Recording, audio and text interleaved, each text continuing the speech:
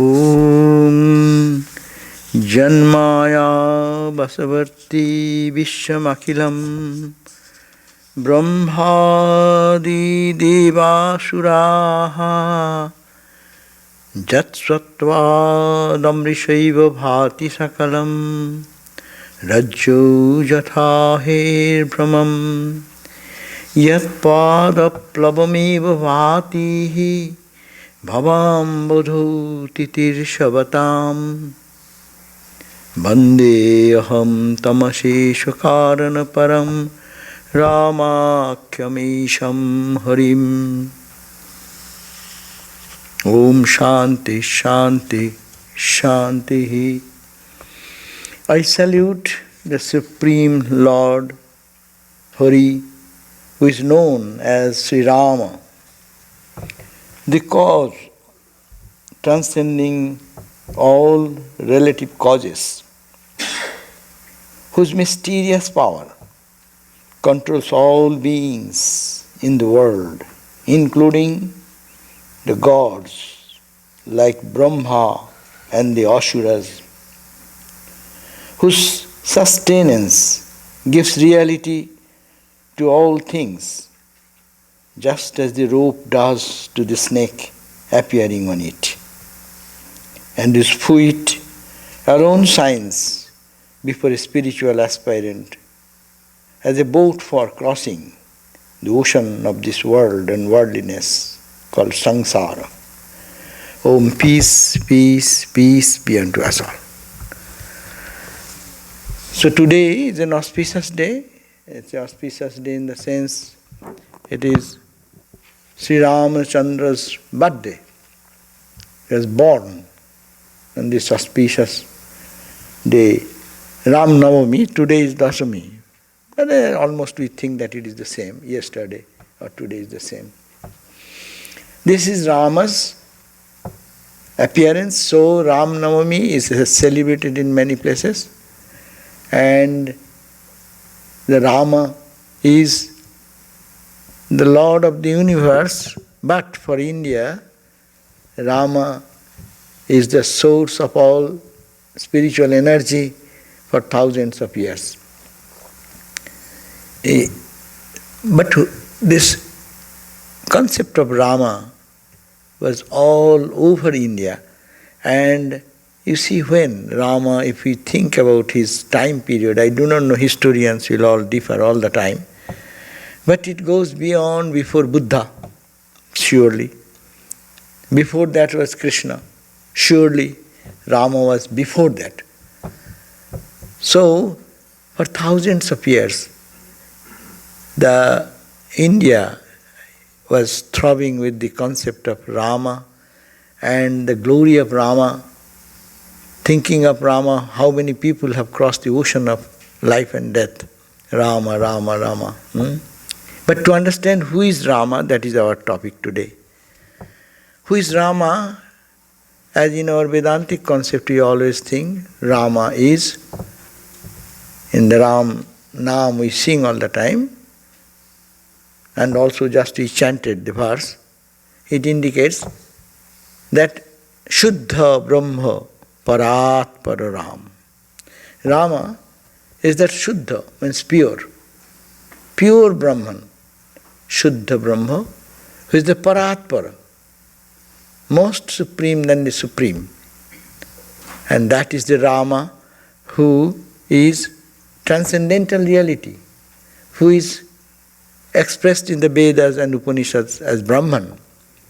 That's why he called Shuddha Brahma, pure, absolute Brahman, Satchidananda, which have no form, no shape, but that Shuddha Brahma Paratmara, that is Rama. Next line it is said that Kalatmaka Parameshwara Ram. Next quality is given in the chant, Kalatmak, when it enters that absolute, entering into the Kala, time, being endowed in the manifesting through the time, that absolute, he has Kalatmaka, and that is that Parameshwara.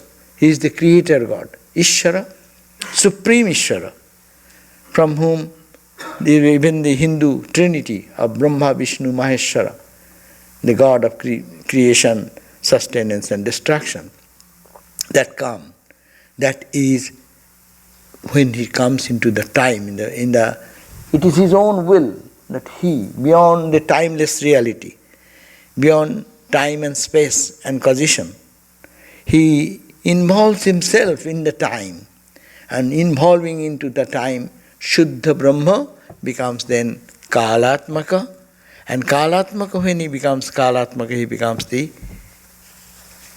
Parameshwara. That creation idea comes. And then he Dasharatha Nandana. He incarnates for the good of humanity as the child.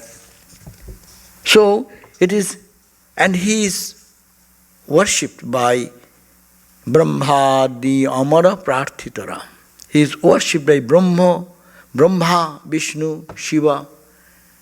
All worship him. Amara, the all gods, Adi, etc. Prarthita, they praise, they crave his blessings to appear in the human form. And then he appears born in the solar dynasty. It's called the Chandakirana Kula Mandana. In the whatever Ram Nam Sankirtan, we sing all this. So there has been perfect states of his personality manifesting in the human form has been given wonderfully in these verses when we think. First is Shuddha Brahma. It is beyond time, space, and nothing can be said about that. And it is Paratpara, it is Para, beyond all duality, all conception, all manifestation. And then that Rama, becoming through the art of nature and time, they become the supreme ruler. He thinks that I was alone, I will be many. Eko aham bahushyama, that very fine concept of creation came.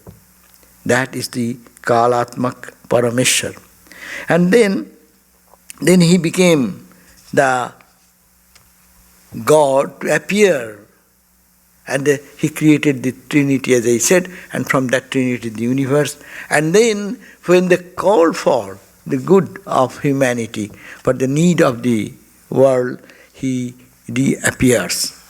So this is and being born in with Dasharatha's son, and Srimad Dasharatha Nandana, and then he becomes a baby, and then Kaushalya Sukha Nandana. He pleases the Kaushalya's heart, is pleased with their baby Rama. So this is the way we can see who is Rama in different level. But Vedantic way also, in this what we chanted just now, there it is said that Janmaya Basavarti. By whose Maya? By whose cosmic magical touch, this absolute has become so much, so many. That is the transcending all relative causes, Maya. By whose Maya this transcendental absolute one appears to be so many. Janmaya Vasavurtim Vishwam, this Vishwam, Akhilam Vishwam, not this earth, planets, stars, galaxies, whatever in the creation. Janmaya Vasavurti, being under the swell or restraint or the control of whose? That's Brahma or Brahma, and he has created this Vishwam Akhilam. And also Brahma Adi Deva Asura. All gods, all demons, even the creator God and others. It's all by his own cosmic Maya. This is Shankaracharya also says the same, no? That's such a Bhagavan, that is the Bhagavan, who is Aja, who has no birth, he cannot be born, he is infinite. Aja Upishan, Abhayatma, there is no, he cannot be destroyed, or there is no It is immutable. Ajo Pishan Abhayatma. And he is the Bhutanam Ishvara. That same idea. He is the Ishvara, the Parameshvara. Bhutanam Ishvara. The created being. Brahma Vishnu is also created. Created by whom? That by Maya, by his Maya, by the spell of Maya, the infinite Brahman appears as Brahma, Vishnu, Maheshwara. By the control of Ishvara, we call Parameshwara. So, by whose Maya, this entire world, the universe, even the gods and goddesses, and the demons, that's why in Hindu philosophy there is a not duality. The Asuras are not separate, another demon has not created. It is only one, same, absolute, with spell of Maya, created Brahma, Vishnu, Maheshwara, has also created Asuras. So in the family, one son is very peaceful, joyful, another is very disturbing. But both are children to the parents, no. So they don't think that he is created by demon and he is created by gods. It's not my child. So that is the way Vedanta teaches, and that Hindu philosophy stands on that. So Deva, Asura, all are born. And Jat Sattvat, by whose existence there is something behind. That Amrisha eva bhati, this world appears. It is all, it's there, it seems that it is true. He is the only reality. But by his spell of Maya, this universe, what we see, appears to be true, and forgetting, we have no idea that it is, the reality is that Brahman, or reality is that Rama, real Rama. And it is Rajju Jatha Ahir Brahma. As the Vedantic example comes, see, as Rajju is the fundamental, the rope is the fundamental reality, but snake is appearing upon that. So that is like the same, that it is the Brahman, but which appears by his Maya. His power is that Jan Maya Vasavurti, by being under the spell or control of whose Maya, Maya belongs to him. He is the Maya Dhisa. That Rama is called Maya Dhisha. Or we are Maya Dhina. We are under the spell of Maya. We have no freedom. We'll have to behave like this. But he is the Maya Dhisha. He is the Lord of the Maya. Maya is in his own control. And that by his spell of Maya, this whole universe is created. And it is said that Yat Pado Plamameva Bhatihi, whose feet, taking refuge, if one takes refuge in that Rama, in that reality, in that truth, it is like it can take us across the ocean of birth and death. Plava means the bhela, that is a float, or a boat. It is like a boat. Taking refuge in his name, his glories and his reality, one can cross the ocean of birth and death, to cross the samsara. And bhavam bodhe sthitisha, it is the ocean. Ambudhi means the ocean. In this world of samsara, or this worldliness, the ocean of worldliness in which we suffer and we cry and we weep and we are miserable in this condition, the Rama, taking refuge in him, who is the absolute Brahman, who is the Lord of the Lord, and by whose spell of Maya this whole universe appears to be so real, taking refuge in that reality, one can cross the ocean of birth and death. And that is Rama. And I adore that Rama, who is the all cause of cause. The universe is all coming out of him. So this is the philosophical background of Sri Rama. And as I have told, Rama has ruled India not during his time, but it is still ruling. And Rama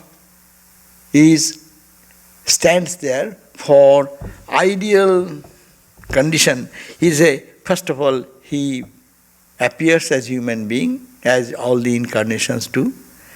He creates two attitudes. One is the Deva, divine aspect, where he has all power in him. Another is the human aspect. That's called the Deva Manava. All the incarnations, they carry these two aspects of reality. One side is the transcendental reality, carrying the power to redeem us, to remove our ignorance. And another side, he behaves like a human being, being born like any other king in the world. He is born like that. And he is born and he is subject to all the sufferings through which we go. And we find that how he is facing them, how he is taking those challenges, and how he is always keeping his peace of mind, and his face is always brilliant and bright without being tormented or disturbed by the gain and loss of this life. So we learn that to prove that he takes an incarnation in human form, Manava, human form and divine form. If we see that he is God, as this Ram Nam tells us, so if you say he is God, why he has to come here to go through this struggle? Why he will have to go to 14 years of exile?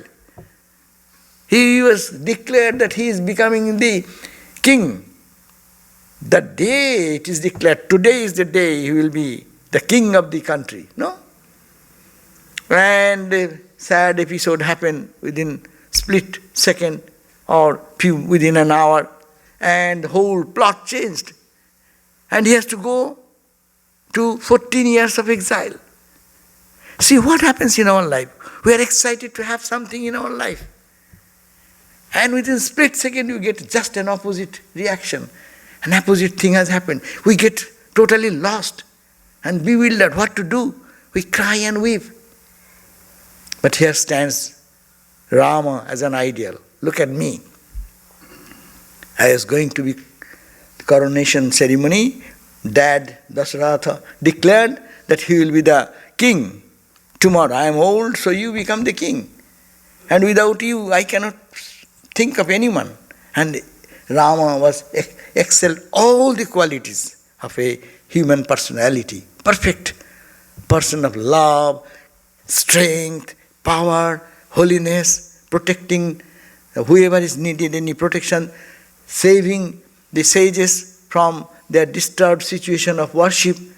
So, he's such a person, and as if truthfulness. Father could not say. There is a beautiful episode. The Rama stories are all wonderful. Wherever you read, it is very charming. But what we learn that is important, that it says that look at me.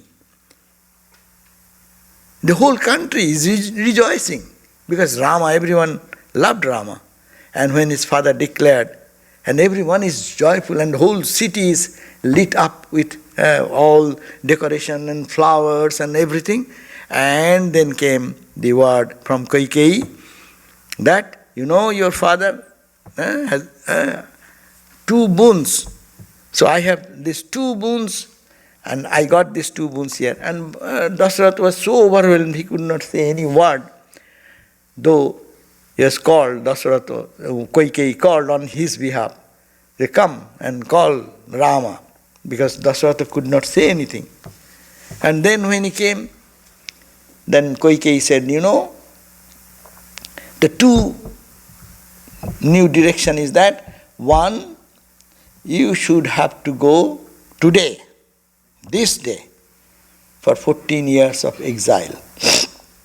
That's one. And second, my son, Bharata, will be the king. And Rama, without any murmur, wonderful. They said, okay, let it be so. Just think of that. We find parallel examples like that in Ramakrishna's life. Anyhow, so here he starts walking immediately. But he first went to take bye from his father, and father could not speak a word. Rama, Rama, Rama. His heart is breaking into pieces. And he felt unconscious. Then he went to mother and said, Ma, Dad, whatever you say, I will follow it. So I am going out. And then went to mother to buy from mother. And mother was, as you can understand, what is the condition. And Rama consoled, don't worry. As is the providence, that will happen. See, in life we cannot take that. As is the providence, the word is exactly Rama said. As is the providence, it has happened. Nothing to worry. Okay. Then Kaushalya said, I cannot bear without you. Please don't delay. Come as soon as you. Very pathetic situation. Then he went to Sita. He's responsible. He is married to the wife Sita, beautiful and loving. And he said, now I am going for 14 years for exile. You stay. You stay here. Bharat will be the brother, my younger brother, good brother. He will take care of you. You stay here. He said, no, I cannot do that. It's not the duty of a wife to do like that. I will go. Rama said, no, don't do that. You do not know the hardship of the austere life in the forest. I love to live under the forest, under the tree. Food, fruits and roots we have to collect. And we have to fight with the Rakshasas and Asuras. There are many demonic characters. And they will be after us. So there are man-eaters. They are called the Rakshasas. And if you read the Ramayana, you think that these are all stories. This is not stories. You can go back for thousands of years. You can feel how it was all forest land and these people are living. And few sages used to live in between some nooks and corners of the forest. And peaceful people who used to retire their life and think of God. And they are disturbed. Their life was a mess because of these people of Rakshasas and Asuras and all these. And now, he said, no, you can't. You cannot walk. It's all thorny bushes. I will have to go through and live in forest under hot, sometimes under the sun. How can you go with me? Then he said, no, it is not. I'll not stay back. I will go with you. So he agreed to take Mother Sita. And then the Lakshmana said, I am not going to leave you, so I will be with you. So these three, they departed. But the beauty of this, what we can learn here, the most expected, joyful situation, his promised situation is coming. He is becoming the king. And the next moment, the same day, the day of coronation, he is just leaving the house and alone, walking barefooted, take out all the kingly, princely dress, take a dress of ordinary hermitage and walking back, and the whole city is saying, with tears in the eyes, bidding bye to Rama. And what is the condition of Rama himself? That his condition is prasannatam yana gata vishekata tathana mamlo banabasa dukkhata mukham bujasri raghunandanashami sadastu sa manjula mangala prada. What is happening in the prasannatam? His face is prasanna. Prasanna means perfectly peaceful, joyful, as if nothing has happened. This is also true. That is also true. I was ordained, I didn't expect that I will be the prince, I will be the king, I didn't think. And my dad thought, and under the circumstances, by providence, this has come. That is also okay, this is also okay. Only Brahma Gyanis par excellence can do that, no? Where they say the beauty and splendor of Rama's lotus face, which showed no sign of special joy at the prospect of coronation, nor of any sorrow in the suffering of exile in the forest. See, this is the uniqueness, what we can learn, how we can take it in our life. That's why, as I was telling, that Rama being God himself, he need not have to come down to suffer this way. And Mother Sita, how much she has to suffer? It's intolerable. Of today's society, they would have given a good blow back. Women's leave. That's necessary also. They should not be treated like that. And I really love Rama, but in this point I am little skeptic on the mother side, Sita side. But look at Rama and Sita themselves. Rama and Sita for themselves, how they lived. They knew that this is going to happen. This suffering and pain is a part of life. It will come. Be bold and stand and accept what comes. Whatever comes, accept it. If you murmur and cry, you don't gain anything. It only brings more frustration, excitement. And these two opposites of that. Spirituality is something different. We can find in Sri Ramakrishna's father's, he has his own home and ancestral property and land. And one moment, he said, okay, you are ousted. Because no reason, apparently there is no reason, because he cannot lie. That's why that was the punishment. And he took it. And he was thinking what to do, depending on the providence. It just flowed in life. And also in our life we can learn that great lesson from Sri Rama. So Sri Ramakrishna's life also we find that how he is connected with this Rama. Rama's father, in Sri Ramakrishna himself said, the oft-quoted remark, that when Swami Vivekananda was thinking that if Sri Ramakrishna can say who is he now, then I could have believed him. I could thought that he is an avatar. And then spontaneously Ramakrishna said, what?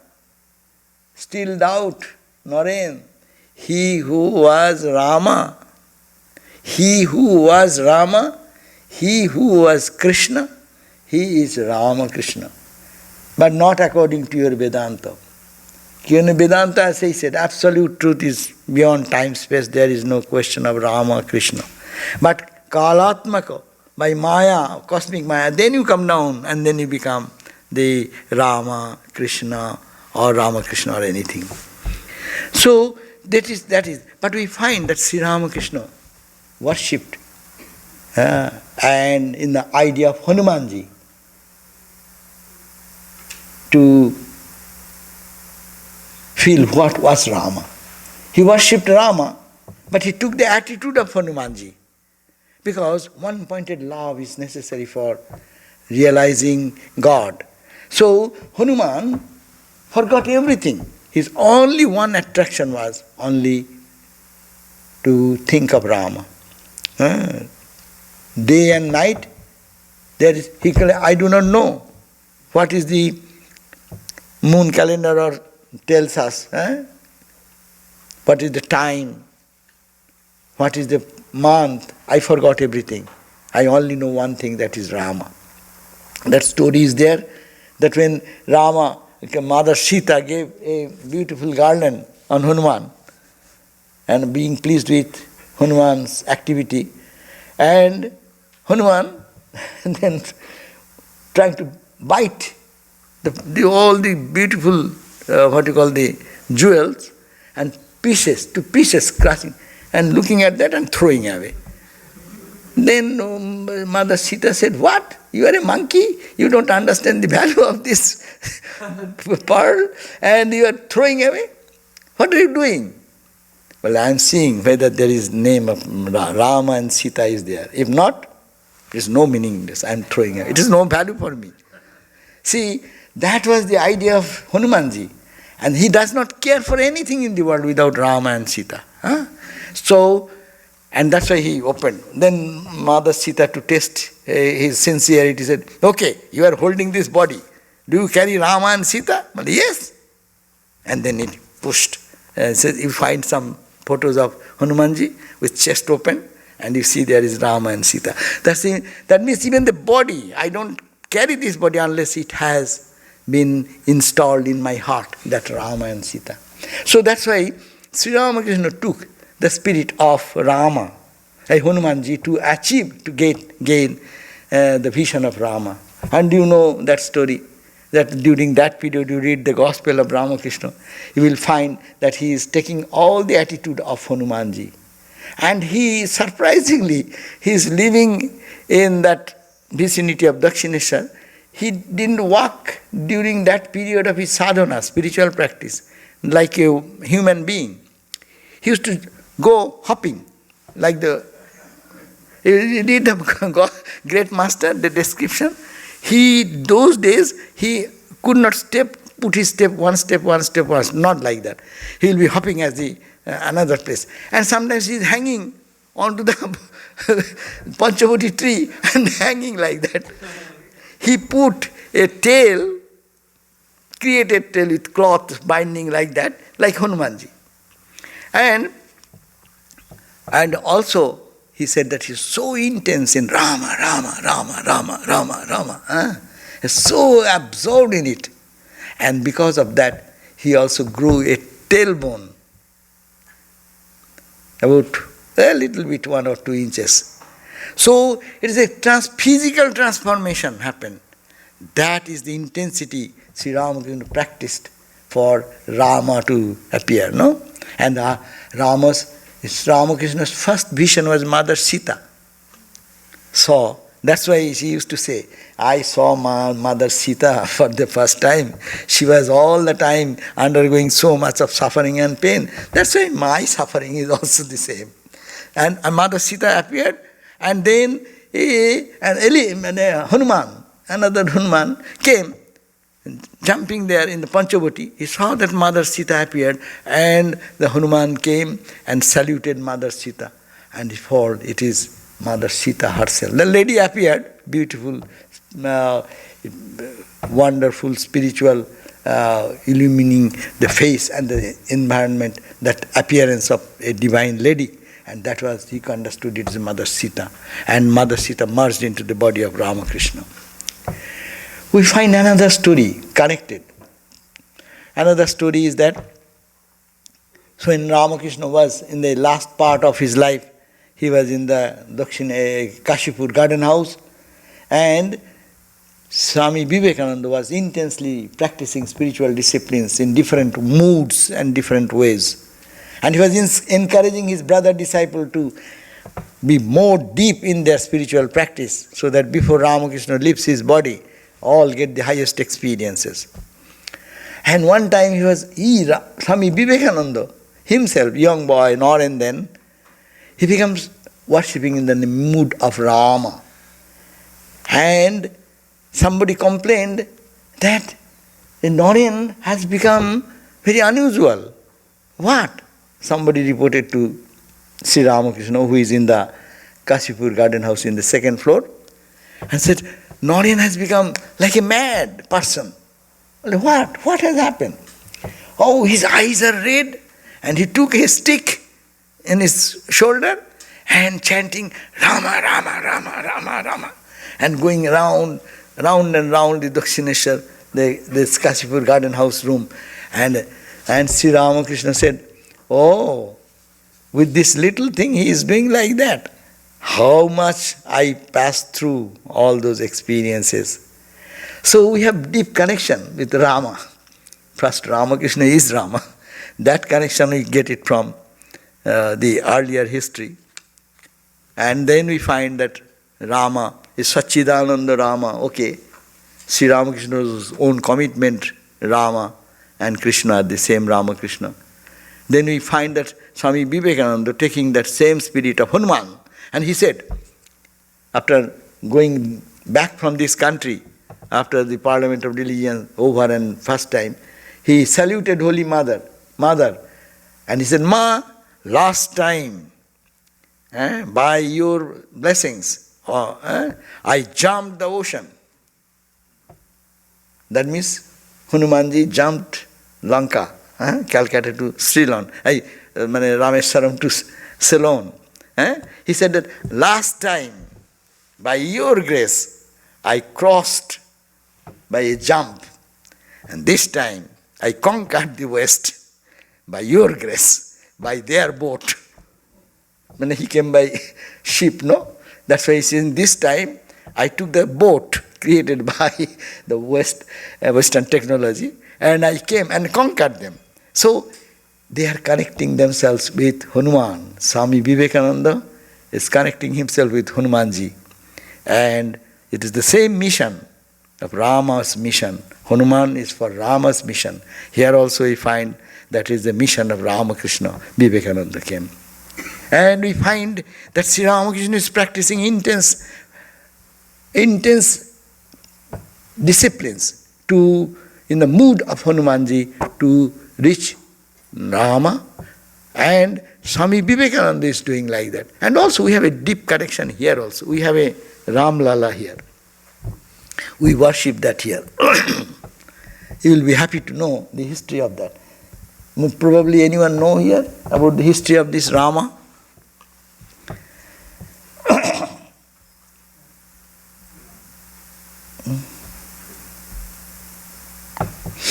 So, yes, we have a history here in Rama. Here is we worship Ramji on the right side, Balu Ram. This is called the Ram Lala. Lala, Lali is a Hindi word which means very sweet, darling, baby Rama. So, how it came? The story goes like that, that someone that for long time back went to India and fall in love with this worship, what we are worshipping now even, this Ram Lala, and he stole it. And that worship was going on there for 50 years or something, about 50 years. That means that image, what we are worshipping now, it was there 50 years with that temple or wherever. And then he stole it and he kept it for another 80 years most probably. So 80 plus 50. He didn't keep 80 years. He kept it and it handed over to his son or daughter. I don't forget all these details now. And then it came to someone who brought it here to Swami Prabhupada. And the Swami Prabhupada, he said that, okay, so this is very dear to me, so you keep it for 1 day or 2 days here in the shrine, and then I'll come to take it back. And he came back. It is she probably, and who became a nun or something, or her daughter became a nun, some relation. So he came with that Ram Lala, and Swami Prabhupada then took it and put it there for 1 or 2 nights. And then that lady came back next day, whenever, and said, okay, give me back this, my Ram Lala, whatever. Then Prabhupada Swami said, I felt little connected with this Ram Lala. So I said, but I have fallen in love with this Ram Lala. Well, no, it is mine, you cannot get it. So he took it. She took it from, and Maharaj gave it back. But after it is returned, and then he went, and then again came back, better you keep it here for your worship every day. So that is the way. It is published in one magazine in Calcutta, and the story is there. And I forgot to bring that. Otherwise, I could have translated from there exactly what are all these details. But anyhow, this Ram Lala is again here, the same Rama being worshipped every day in our shrine. So this is a deep connection with us, and we find that even Sri Ramakrishna's connection is deep. You know, Sri Ramakrishna, Ram Lala or the Rama was the family deity of Sri Ramakrishna's family. His father, Kshudiram, had an intense devotion to Sri Rama, Ramachandra. after finishing his daily spiritual disciplines, he would pick up flowers and worship this Ram Lala, Rama, this Raghubir. It is that if you go to Kamarpukur, then you will find this. Their family tradition is still now worshipping that. Khudiram, after coming to Kamarpukur, one day he travelled into another village on an errand. On his way home, he became exhausted, and so he rested a while under a tree by the side of a road. And he felt an urge to lie down, and as soon as he did, so he began to dream. Sri Ramakrishna's father, Khudiram, he was dreaming. He went to different village, and whilst coming back, he was dreaming. And in the dream he found his chosen deity. What is his chosen deity? Ramchandra, Sri Rama, appeared before him as a divine boy, divine child, young boy, with a complexion like that of a blade of grass. That is to say, Rama's color of the body, skin color, is called, it is like a Navo Durbadala. Durba means grass. It's a freshly grown durba. That color was his complexion of Rama. So, in the dream, he saw, Sri Ramakrishna's father saw that a boy appeared with this complexion and pointing to a particular spot. In the dream, he showed, and Rama, this Rama who appeared in the dream, he said to his father, "Unnoticed and uncared for, I have been starving here for many days. Take me to your home.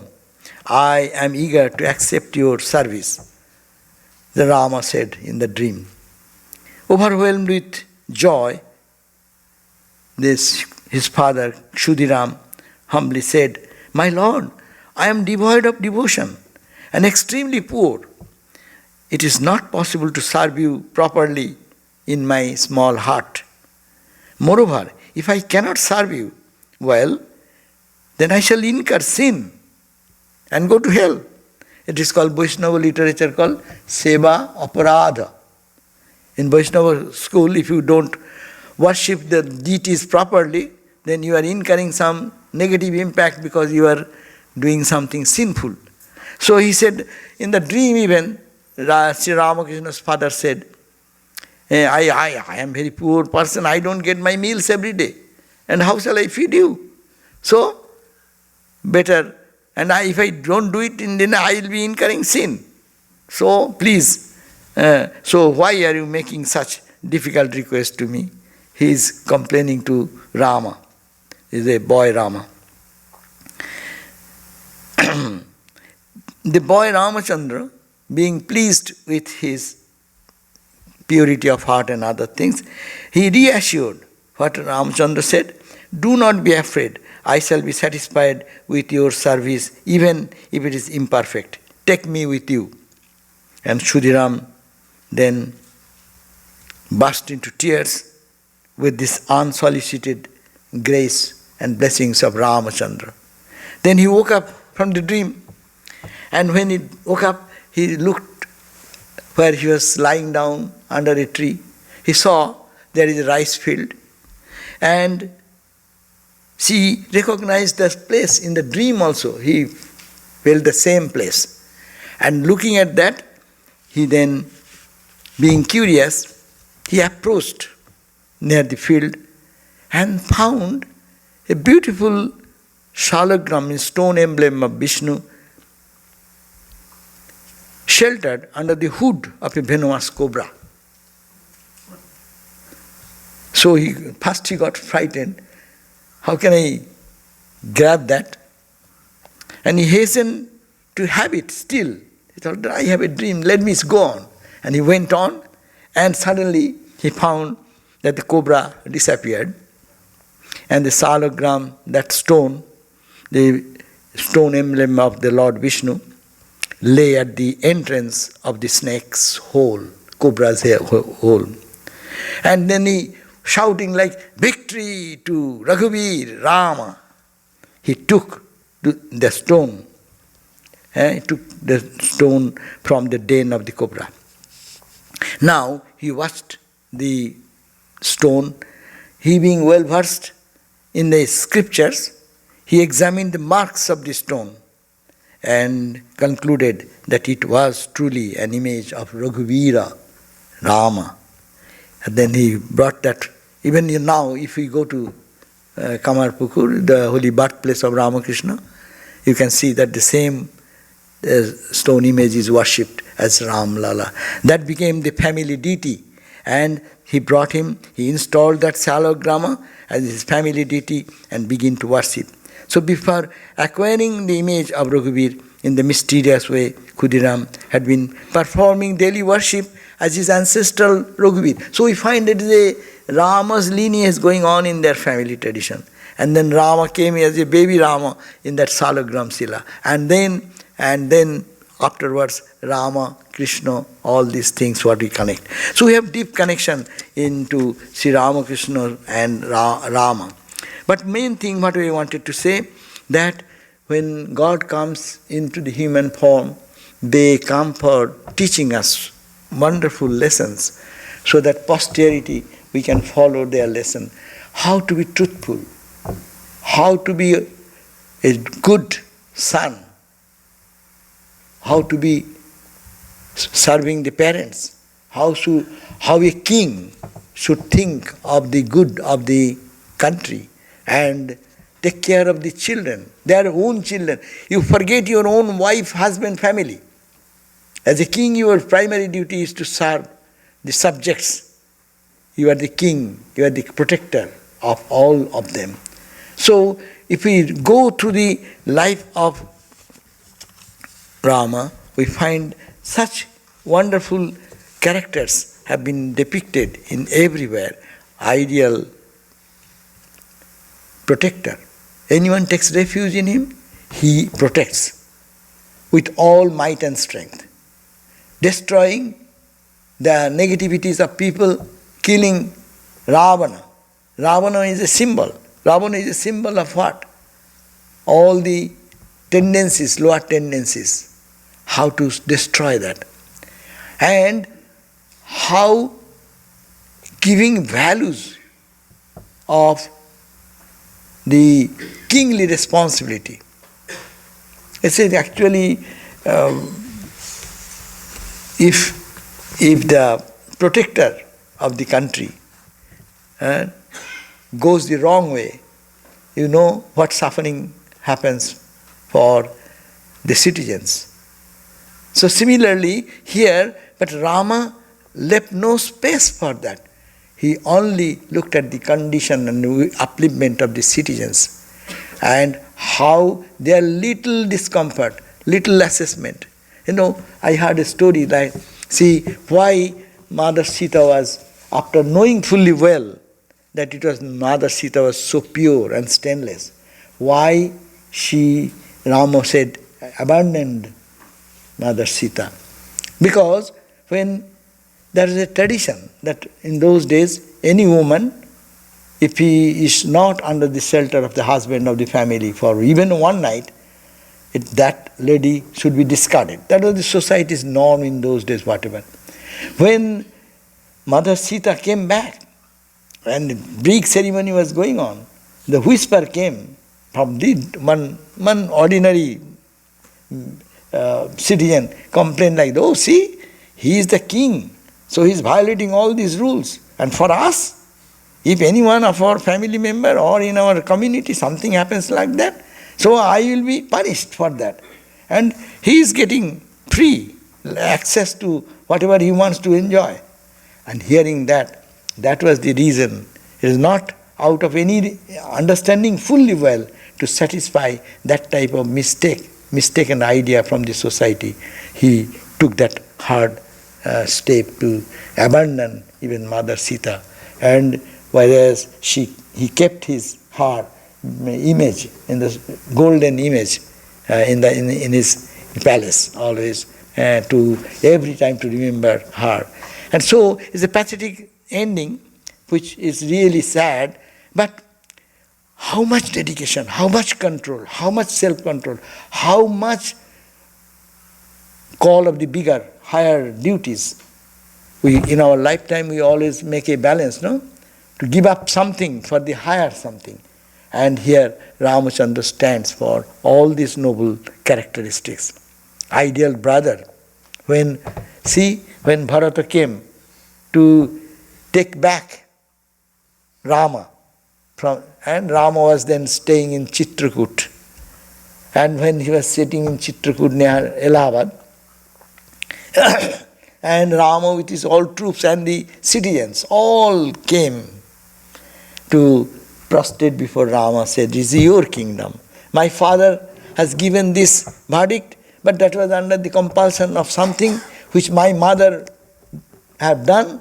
I really apologize for that. Please come back and take your kingdom. Because you are the king. I am nobody. I don't want it.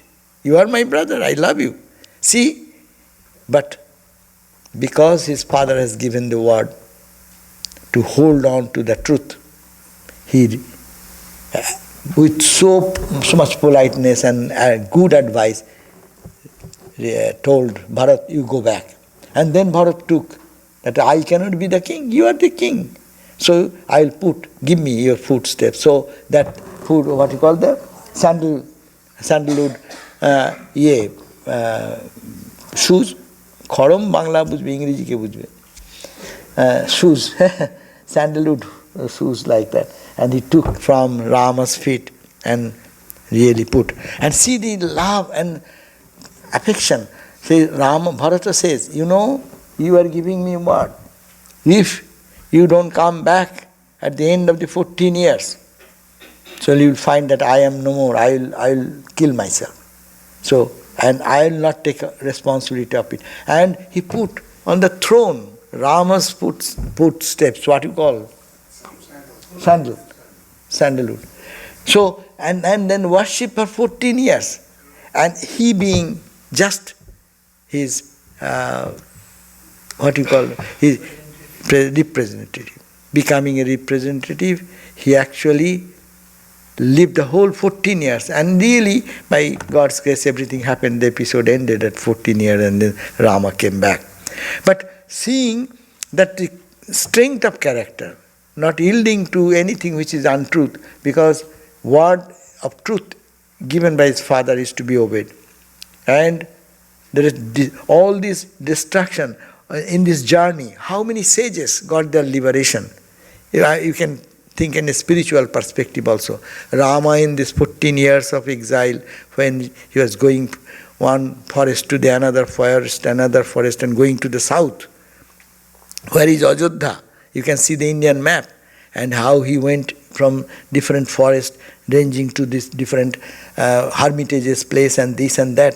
How many saintly people he has released them from their suffering and bondage from ignorance. Ramakrishna said that these gopis were the sages of the past birth. Where were gopis? They were the sages. And when Ramachandra went and meet them, they felt huge upsurge of spiritual emotion, and they got there as if so much joy they felt. They thought that what is causing this? Then they found Sri Ramji is there. Then they prayed, "Oh Rama, you are the Lord of the universe. When you come down, if your presence gives us so much joy, we like to enjoy that peace and that joy, that love. So you will have to come back." And that is the way Ramakrishna said this, Om Shanti, Shanti, Shanti, peace, peace, peace.